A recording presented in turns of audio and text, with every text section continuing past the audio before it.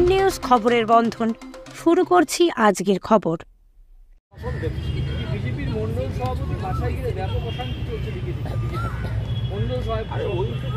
বিজেপির আবার সাংগঠনিক নির্বাচন, ওটা গরুর গাড়ির হেডলাইন। আপনার একটা বিজেপি তার অর্ধেক জায়গায় কোনো সংগঠন নেই, কমিটি নেই, যেখানে যে দু চারটে আছে তার অর্ধেক আবার অন্য দল থেকে আনে, তাদের মধ্যে আবার আদি বিজেপি বনাম তৎকাল বিজেপি, এইসব লড়াই। কিন্তু মানুষ এদেরকে মানে কোনো গুরুত্বই দেয় না। একে দল হিসেবে এরা উন্নয়নে বাংলার সঙ্গে নেই, বাংলার শত্রু, বাংলার অর্থনীতি, বাংলার সংস্কৃতিকে এরা পছন্দ করে না। ফলে এই জায়গায় দাঁড়িয়ে যে নিজেদের মধ্যে গোষ্ঠীবাজি, মারামারি এইসব করে বেড়াচ্ছে। আজকে বিজেপি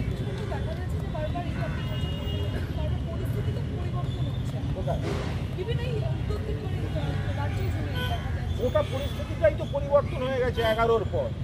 আপনি দেখান তো, একটা ডিসি খুন হয়েছে, নাম বলুন ডিসি খুন হয়েছে। সিপিএম জমানায় তো ডিসি খুন হতো, ধরতে গেছে ডিসিকে কুপিয়ে মেরে দিয়েছে কলকাতায় ওসি তিলজলাকে খুন করা হয়েছে। 11-র পর তো পরিবর্তনটা হয়েছে না, ওদের তো ওই অবস্থা। মন্ডল কমিটি বৈঠক করতে গেলে, ভোট করতে গেলে কেন্দ্রের নেতাদের এসে বসতে হয়।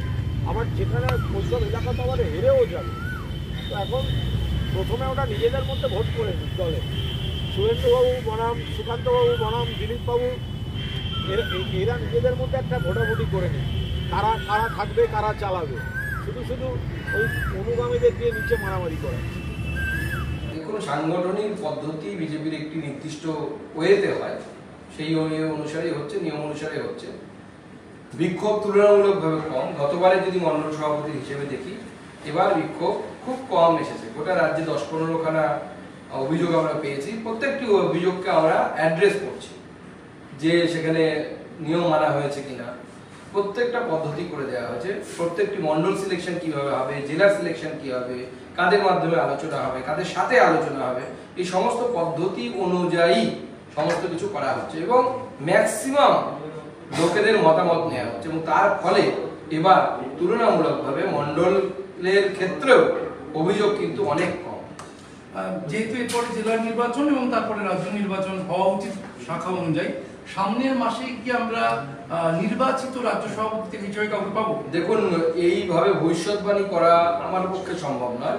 আমরা চাইছি জেলা সভাপতি নিয়ে আমরা নামের লিস্ট, অর্থাৎ 1, 2, 3 এরকম যদি নামের লিস্ট করি, সেই লিস্ট যত দ্রুত সম্ভব তৈরি করে নেওয়া এবং সেই লিস্ট দিল্লিতে পাঠানো এবং তারপরে তার ঘোষণা হয়ে, তারপরে রাজ্য সভাপতি আশা করি ঘোষণা হয়। জেলা সভাপতির এই যে প্রক্রিয়ার কথা বললেন, সেটা কি আজকে কিছুটা এগোলো? না, সেই নিয়েই বৈঠক ছিল, সেখানে আমরা বিভিন্ন লোকের মতামত শুনেছি, কালকেও মতামত শুনব। বিস্তৃতভাবে মতামত নেওয়া হচ্ছে। আমরা প্রত্যেক জেলায় জেলার ডিআরও অর্থাৎ ডিস্ট্রিক্ট রিটার্নিং অফিসার এবং তার সাথে একজন করে অবজারভারকে পাঠিয়েছিলাম। এক একজন অবজারভার, কেউ 2টো জেলা, কেউ 3টে জেলা দেখেছেন। প্রত্যেক জেলা থেকে জেলার যারা মুখ্য লোক তাদের সাথে কথা বলা, এক্স ডিস্ট্রিক্ট প্রেসিডেন্টের সাথে কথা বলা, তাদের মতামতকে নিয়ে আসা, এই সমস্ত বিষয় লিপিবদ্ধ করে তারা নিয়ে আসে।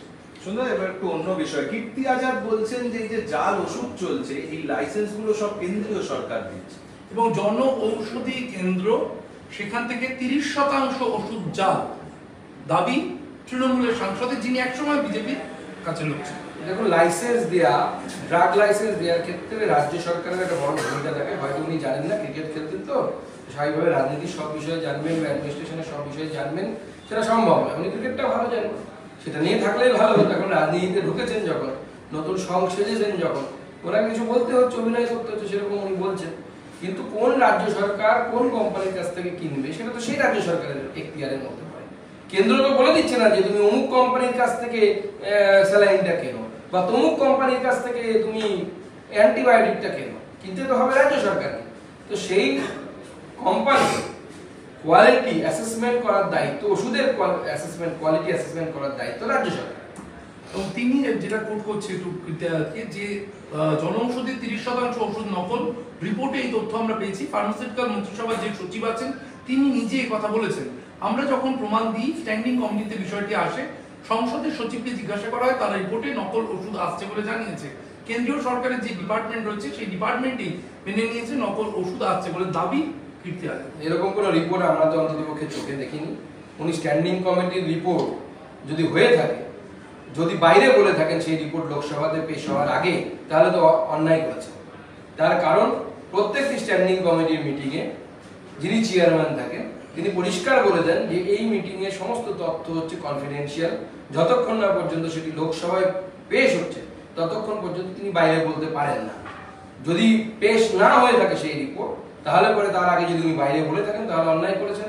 পেশ হওয়ার পরে যদি বলে থাকেন তাহলে সেই রিপোর্টের কার রিপোর্টের ভিত্তিতে করেছে, কোন সংস্থা সেই রিপোর্ট তৈরি করেছে 30% ওষুধ জাল, এই স্টাডিটা কার দ্বারা হয়েছে সেইটা সবাইকে সামনে আসবে। ডানকুনিতে আজ শুরু হলো সিপিএমের রাজ্য সম্মেলন। 26-এ কীভাবে বিধানসভা ভোটে ভোট নিয়ে ফিরে আসা যায় তা নিয়ে কেন্দ্রীয় এবং রাজ্যের থেকে আলোচনা হয়েছে। এবং ওদের আমি অনেক ছবি দেখেছি আজকে ওনাদের প্রদর্শনীতে, অনেক রকম ছবি তারা দিয়েছেন ইত্যাদি ইত্যাদি। আর্যভট্টর তো একটা ছবি রাখতে পারতেন, যিনি শূন্য আবিষ্কার করেছিলেন। তো শূন্য যে দল পায় তারা একটা আর্যভট্টর ছবি থাকবে না? সিপিএমের রাজ্য সম্মেলন হচ্ছে এটা। দিনের পর দিন শূন্য থাকা, লোকসভায় শূন্য, বিধানসভায় শূন্য, তার প্রদর্শনীতে আপনারা এত ছবি দিচ্ছেন, একটা আর্যভট্টর ছবি দেবেন না? জনগণ থেকে বিচ্ছিন্ন, 11 সালে রিজেক্টেড, তারপর থেকে দম হলো না সিপিএমের একা ভোট লড়া, কংগ্রেসের পায়ে ধরে জোট করে ভোট লড়ে, একা লড়ার দম হলো না সিপিএমের। তারা কি বৈঠক করলো, তারা কি বৈঠক না করলো, এ সম্পূর্ণ তাদের ব্যাপার। তবে ওনাদের এই প্রদর্শনীতে আর্যভট্টর ছবিটা রাখা উচিত।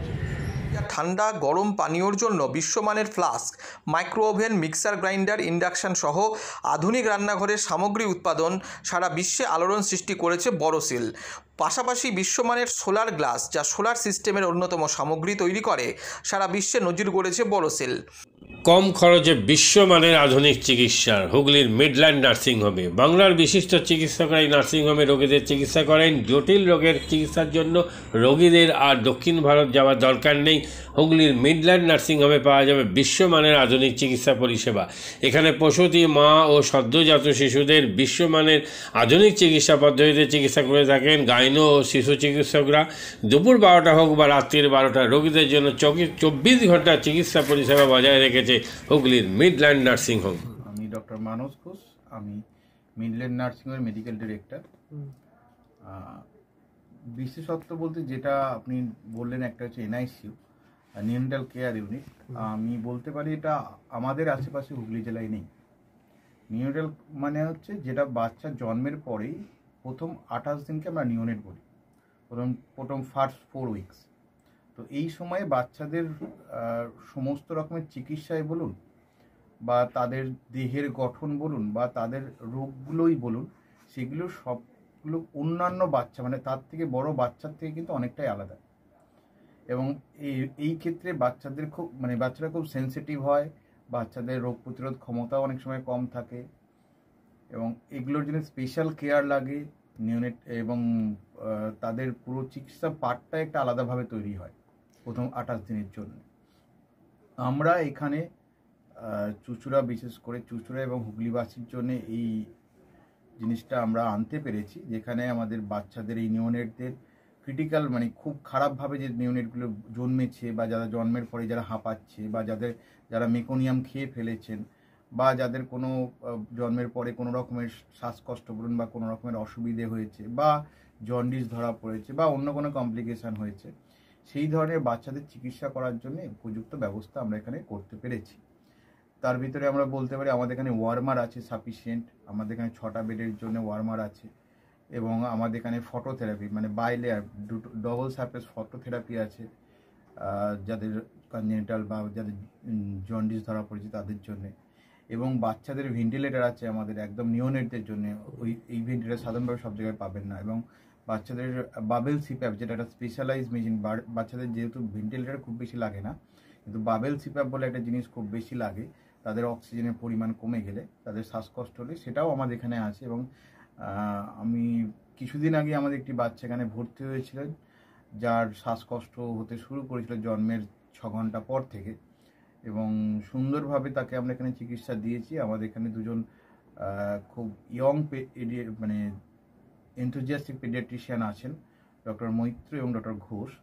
তো তারা তাদের দুজনের আন্ডারেই বাচ্চা ভর্তি ছিলেন। অন্য পেডিয়াট্রিশিয়ানরাও আসেন, বাট এনারা আমাদের এখানে সবসময়ই থাকেন মোটামুটি একটা স্তম্ভের মতো আমাদের নিওনেটাল কেয়ার ইউনিটের জন্য। এবং বাচ্চাটি এই মুহূর্তে খুবই ভালো আছে, তাকে আমরা ডিসচার্জ করেছি। এটা কি প্রিম্যাচিওর বেবিদের ক্ষেত্রে এটা বেশি প্রয়োজন হয়? ভীষণভাবে প্রিম্যাচিওর বেবি যারা একটু আগে জন্মেছেন বা যাদের ওয়েট কম হয়েছে, এবং অনেক সময় মায়ের বা ওয়েট অনেক সময় বেশি ওয়েট হলেও যে সেটা ভালো সেরকম নাও হতে পারে, যেমন ডায়াবেটিসের ক্ষেত্রে হতে পারে। তো অনেক সময় বাচ্চাদের বারবার জন্মানোর পর সুগার ফল করছে, এটাও আমরা দেখি। অনেকগুলো কারণেই যেগুলো জন্মের পরেই যে সমস্ত সমস্যাগুলো হয় সেগুলোর জন্য এরকম স্পেশালাইজড ইউনিট দরকার হয়, নিওনেটাল কেয়ার ইউনিট, এবং সেটা আমরা এখানে করতে পেরেছি। প্রথম কথা হচ্ছে জীবনের দাম সব থেকে বেশি, ঠিক আছে, এবং যে মা 10 মাস তার বাচ্চাটাকে গর্ভে ধারণ করেছেন তার জন্য সারা পৃথিবীর সব থেকে মূল্যবান জিনিস বা সেই বাবাটির জন্য কিন্তু সেই শিশুটি। রিগার্ডিং কস্ট যদি বলেন, আমরা এমনিতে একটা মফস্বল এলাকাতে থাকি এবং আমাদের পুরো নার্সিংহোমটাই মফস্বল এলাকাতে। আমরা সেটার কথা মাথায় রেখে আমাদের যে সমস্ত কস্টগুলো রেখেছি, এবং এই যেটা বললাম কয়েকদিন আগেই আমাদের একটি বাচ্চা যাকে হঠাৎ করে শিফট করতে হয়েছিল নিকুতে, সেই চিকিৎসা পেয়ে গেল। তার বাবা মা দুজনেই খুব স্যাটিসফাইড। আমাদের যে ফেসবুক পেজ আছে, সেখানে আপনারা তাদের কথা শুনলে বুঝতে পারবেন। এবং কস্ট মানে যথেষ্ট রিজনেবল। আমি একেবারে কম বেশি এরকম বলবো না, আমি বলবো রিজনেবল। আমাদের মফস্বলের জন্য যেটা হওয়া উচিত সেই রকমই করা আছে।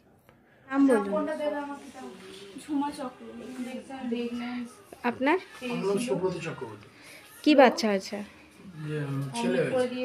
কতদিন অ্যাডমিট ছিলেন এখানে? 4 দিন, আজকে নিয়ে 5 দিন ছুটি, ডিসচার্জ নিয়ে 5 দিন করলাম। কোন ডাক্তারের মানে আন্ডারে হয়েছে? কৌশিক ব্যানার্জি। আর বাচ্চাকে কে দেখছিল? শুভদীপ মিত্র, ডক্টর শুভদীপ মিত্র। বাচ্চার কি হয়েছিল? শ্বাসকষ্ট ছিল, আপনার স্যাচুরেশন পাচ্ছিল না, ফটোথেরাপি দিতে হলো। শ্বাসকষ্টের জন্য কি করতে হয়েছিল? ভেন্টিলেশন দিতে হয়েছিল। প্রথম সকাল থেকে তো এমনি নর্মাল অক্সিজেন চলছিল, রাতের দিক থেকে আবার ভেন্টিলেশন দিতে হয়েছিল। এখন কেমন আছে বাচ্চা? এখন ভালো আছে, একদম সুস্থ। মা কেমন আছে? মা ভালো আছে। আচ্ছা, আজ বাড়ি যাচ্ছেন তো? হ্যাঁ, থ্যাংক ইউ। মাদকাসক্ত যুবকদের জীবনের মূল স্রোতে ফিরিয়ে আনছে চুঁচুড়া নবজীবন ফাউন্ডেশন। আজ থেকে 7 বছর আগে পথ চলা শুরু হয়েছিল এই সংস্থার। হুগলি জেলা থেকে শুরু হয়েছিল নবজীবন ফাউন্ডেশনের কাজ। আজ গোটা উত্তর পূর্ব ভারতে ছড়িয়ে পড়েছে তার ব্যাপ্তি। জেলা ও রাজ্যের হাজার হাজার মাদকাসক্ত যুবকদের মানসিক ও শারীরিক চিকিৎসার মধ্যে দিয়ে সুস্থ জীবনের পথে ফিরিয়ে আনছে নবজীবন ফাউন্ডেশন। কী করে এই সংস্থাকে তিল তিল করে গড়ে তুলছেন বন্ধন নিউজ এর ক্যামেরার সামনে, সে কথা বললেন সংস্থার কর্ণধার চন্দন দাস। দেখি ওটার মধ্যে কি আছে, বা পাড়ার বড় দাদারা করছে, আমিও একটুখানি করি, ফিলিংসটা কি সেটা দেখতে যাই। এবং একটা সার্টেন টাইমের পর কি হয়, সেটা ফ্রিকোয়েন্সিটা তখন অনেক বেশি থাকে, গ্যাপ থাকে যখন শুরু করে। পরবর্তীকালে যখন নির্ভরশীল হয়ে পড়ে সেই একটা সাবস্টেন্সের উপর, তখন সেটা থেকে বেরোনোর জন্য সে নানা রকম চেষ্টা করে, কিন্তু তার ওয়ে আউটটা জানা নেই যে কোন রাস্তা দিয়ে গেলে নেশা থেকেও বিরত থেকে সুস্থ স্বাভাবিক জীবনযাপন করা যায়। তো আমি ভাবলাম যে শুধুমাত্র আমি সুস্থ স্বাভাবিক জীবনযাপন করলাম, আমার জীবনের সার্বিক উন্নতি হলো, বা আমার যেসব এম বা আমি জীবনে যে জিনিসগুলো করতে পারিনি সেগুলো আমি ফুলফিল করলাম, তাহলে তো শুধু আমার কথাই ভাবা হলো। তাহলে আমি এরকম কিছু কাজ করি যাতে আমার মতো আরও 5 জন আমার দ্বারা উপকৃত হয়। এবং একটা সার্টেন টাইমের পর যখন মানুষ চায় যে ফিরতে, অথচ তার কাছে রাস্তা থাকে না, তখন এই একটা WHO ওয়ার্ল্ড হেলথ অর্গানাইজেশন একটা প্রসিডিওর বার করেছে। সামগ্রী আর ঠান্ডা গরম পানীয়র জন্য বিশ্বমানের flask, micro oven, mixer grinder, induction সহ আধুনিক রান্নাঘরের সামগ্রী উৎপাদন সারা বিশ্বে আলোড়ন সৃষ্টি করেছে বড়সিল। পাশাপাশি বিশ্বমানের সোলার গ্লাস, যা সোলার সিস্টেমের অন্যতম সামগ্রী তৈরি করে, সারা বিশ্বে নজির গড়েছে বোরোসিল। দেশের বাজারে পাশাপাশি বিশ্ববাজারেও সব প্রতিযোগী কোম্পানিকে পিছনে ফেলে এগিয়ে চলেছে ভারতের বোরোসিল। রাজস্থানের বোরোসিল কারখানায় 1200 মহিলার কর্মসংস্থান হয়েছে। প্রতিদিন রাজস্থানের প্রত্যন্ত গ্রাম থেকে ওই মহিলাদের গাড়ি করে কারখানায় নিয়ে আসে কারখানা কর্তৃপক্ষ। তারা বোরোসিলের বিশ্বমানের প্লেটের ডিজাইনে কাজ করে। দিনের শেষে তাদের গাড়ি করে বাড়ি ফিরিয়ে দেয় কারখানা কর্তৃপক্ষ। কর্মসংস্থানের এই বেনজির দৃষ্টান্তের জন্য বোরোসিল কোম্পানিকে কুর্নিশ জানায় ভারতবাসী।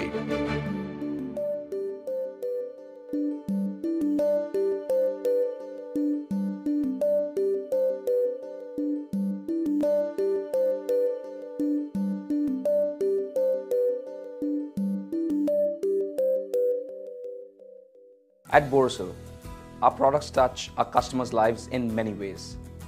Our philosophy is simple: understand the evolving needs of our customers and deliver solutions to meet them.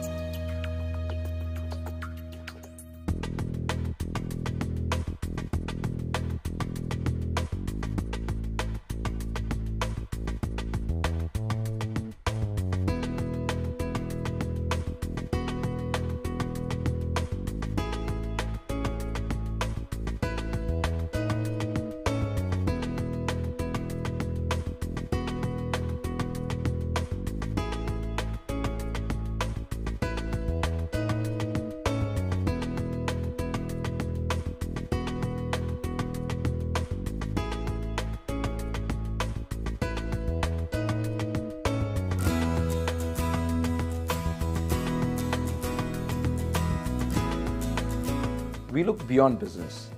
We promote green energy as well as provide healthcare and education for the underprivileged. In fact, this has been our heritage at Borosil.